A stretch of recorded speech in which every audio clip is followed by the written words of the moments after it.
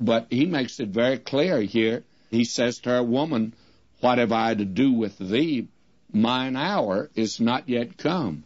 He says to her, "This is not the occasion. I'll clear your name, but not here." Now, when he was hanging on the cross, and the mother Jesus was standing beneath that cross, remember, he looked down and he said to her, "Woman, behold thy son." And now his hour is come. This is his hour, because he'll die, and in 3 days he'll come back from the dead.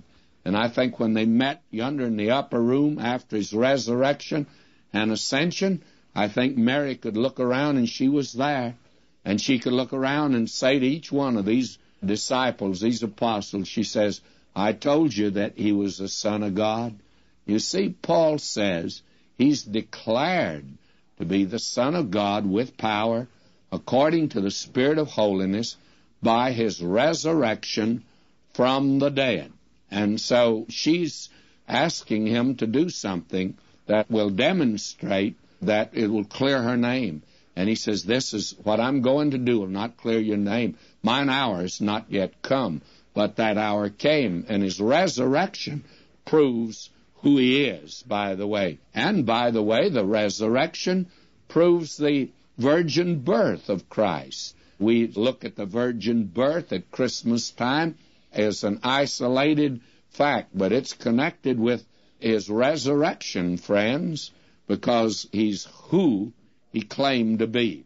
But now notice what happened. His mother saith unto the servants, "Whatsoever he saith unto you, do it." Well, that's good advice. I've always wanted to preach a Mother's Day sermon on this text. Whatsoever he saith unto you, do it.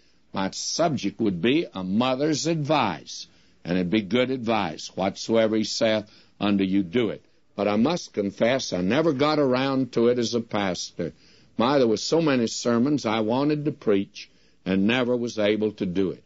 Now we're told, verse 6, there was set there 6 water pots of stone after the manner of the purifying of the Jews, containing 2 or 3 firkins apiece. Now our attention is drawn to these 6 water pots. They were used in ceremonial cleansing. This was a poor family, and they were evidently beaten and battered. And they'd been pushed aside, probably put in the back somewhere, so that when they had the wedding and the guests came, no one would see them. And I think our Lord must have embarrassed the family a great deal. He says, "Bring out those water pots."